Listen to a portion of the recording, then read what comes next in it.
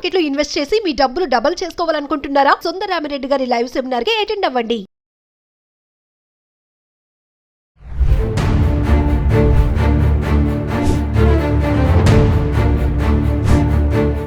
నమస్తే, welcome back to Suman TV. ప్రస్తుతం మనతో పాటు ఉన్నారు ఫ్యామిలీ కౌన్సిలర్ రజనీ రమ గారు. నమస్తే మ్యామ్. నమస్తే నవీన్. మేడం, నేను ఒక ఇంట్రెస్టింగ్ టాపిక్తో వచ్చాను.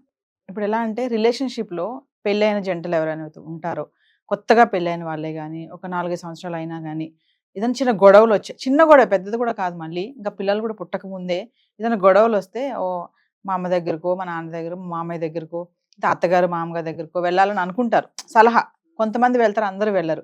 ఆ వెళ్ళిన టైంలో వీళ్ళు ఉంటారు సరే పెద్దవాళ్ళు, వీళ్ళు ఇచ్చే సలహాల మీదే వాళ్ళ యొక్క జర్నీ అనేది బలపడి ఉంటుంది.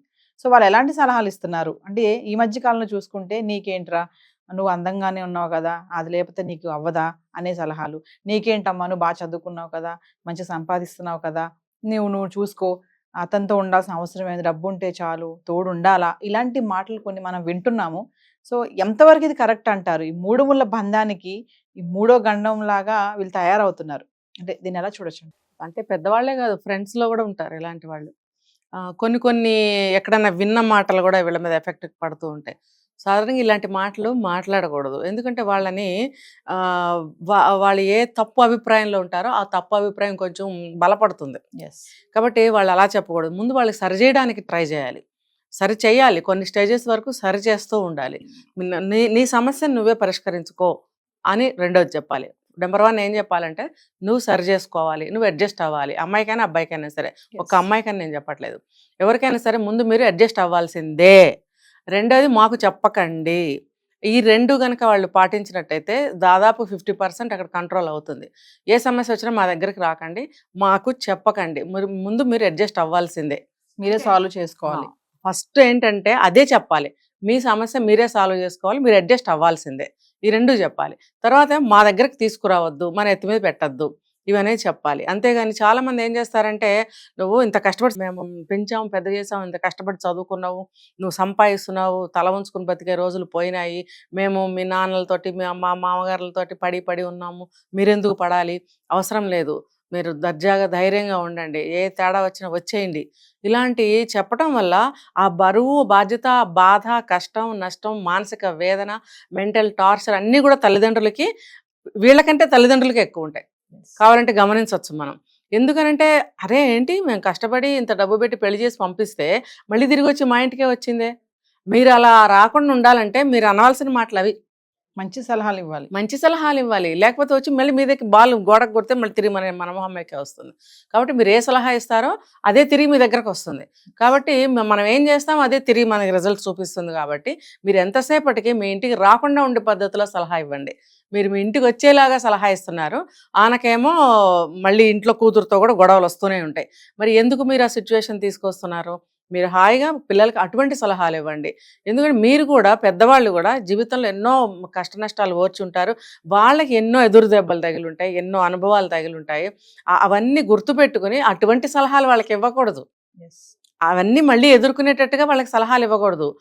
అవి వాళ్ళ జీవితంలో ఇటువంటి పరిస్థితులు రాకుండా ఉండేటట్టుగా వాళ్ళకి సలహా ఇచ్చినట్టయితే వాళ్ళ జీవితాలు బాగుంటాయి, వీళ్ళు కూడా ప్రశాంతంగా పెద్ద వయసులో శాంతిగా ఉండగలుగుతారు. ఇంకొకటి ఏంటంటే, ప్రతి దానికి వేలు పెట్టకూడదు వాళ్ళ జీవితాల్లో.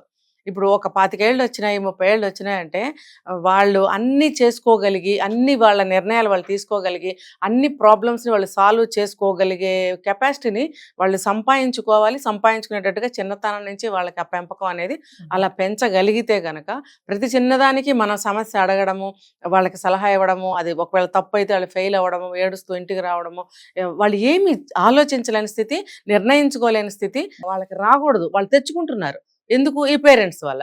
కాబట్టి నేను చెప్పేది ఏంటంటే, ఈ 2 కేటగిరీలు మనం ఒక వీడియోలో మాట్లాడుకున్నాం. ఒకళ్ళేమో ముందు తల్లి ఏడుస్తూ మాట్లాడుతున్నాడు, అమ్మా నువ్వు ఇంత దూరం వెళ్ళిపోయి ఎలా ఉన్నావే, నేనే జడేయాలి, నేనే అన్నం పెట్టాలి, నేనే బట్టలు తీసి ఇవ్వాలి, ఎలా బతుకుతున్నావే అని కన్నీళ్లు గారిస్తే, ఆ పిల్లకి ఇంకా భయం పెరిగిపోయి, నిజమే కదా, నేను ఇలా గుబలాగా ఉండేదాన్ని అమ్మ దగ్గర, అమ్మ చేతిలో, ఇప్పుడు నా బ్రతుకు ఇలా అయిపోయింది అని ఆవిడ ఇంకొంచెం ఏడుస్తుంది. అంటే అసలు ఆ పిల్ల ఏడవదు, ఈవిడ ఏడవటంలో ఆ పిల్ల ఏడుస్తుంది. రెండో వాళ్ళు ఎలా ఉంటారు, అమ్మ ఊరికే ఫోన్ చేయకు, ఏడవకట్లా, ఎందుకు ఏడుస్తున్నావు, నన్ను ఏడిపిస్తున్నావు, ఎందుకు, నేను కూడా ఏడవాలనా, నేను చూసుకోగలను, పెట్టే ఫోన్, అన్న అమ్మాయి సక్సెస్ వెళ్తుంది. ఇది ఇది ప్రతి తల్లిదండ్రులు నేర్చుకోవాలి. అంటే నిజంగా అంత ప్రమాదకరమైన స్థితిలో వాళ్ళు పడితే ఇంకా వేరే దారి లేనప్పుడు అడగచ్చు ఒక సలహా. అది కూడా మీ దగ్గర ఒక మంచి సలహా ఉంటే ఇవ్వండి, లేకపోతే ఇవ్వకండి అప్పుడు కూడా అని నేను చెప్తున్నాను. చాలా మంది తల్లిదండ్రులు మేడం, తల్లులు ముఖ్యంగా చూసుకుంటే ఆడపిల్లల విషయంలో అయితే ఏంటంటే మీ అత్తగారు మామగారితో ఇలా ఉండమ్మా అలా ఉండమని చెప్పడం మానేసి, మీ అత్తగారు నేను బాగా చూసుకుంటుందా, మీ ఆడబడుచు నేను బాగా చూసుకుంటుందా, నిన్నేమని అంటున్నారా, వాళ్ళ పిల్లలు నిన్నేమంటారు, నిన్ను అత్తయ్య అని పిలుస్తారా, ఇలాంటివి అడుగుతా ఉంటారు కొంతమంది. ఇలా అడిగినప్పుడు ఈమెకు లేనిపోయిన డౌట్లు కూడా వస్తూ ఉంటాయి. అంటే ఇలాంటివి కూడా కొన్ని వీళ్ళిద్దరికి డిస్టర్బెన్సెస్ కదా మేడం. ఖచ్చితంగా. మీరు ఎంతసేపు పెద్దవాళ్ళు అంటున్నారు, సమాజంలో చాలా మంది ఈ పాత్ర పోషిస్తున్నారు. వాళ్ళకి ఎందుకు? నువ్వు వచ్చిన వాళ్ళు వచ్చినట్టు పని చూసుకుని వెళ్ళిపోండి. ఇక్కడ యువతల వాళ్ళని కెలకాల్సిన అవసరం లేదు మీకు. అంటే ఇక్కడ ఈ అత్తా కోడళ్ళ మధ్యన ఏముందో తెలుసుకోవాల్సిన క్యూరియాసిటీ నీకెందుకు?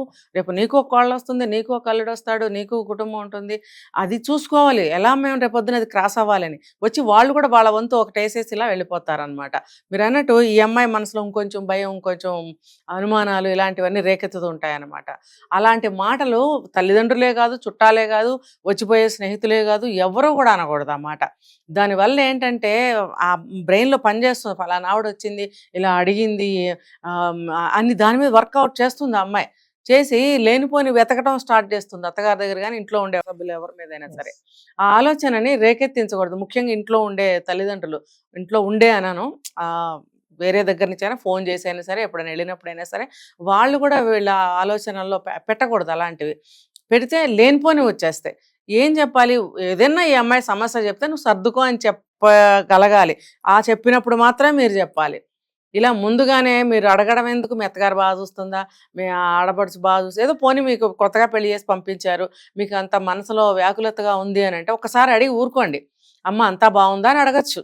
అంటే మనుషులు అంత తొందరగా ఎలా మారిపోతారు? ఇదేం సినిమానా అంటే కాదండి, ఇది సినిమా కాదు.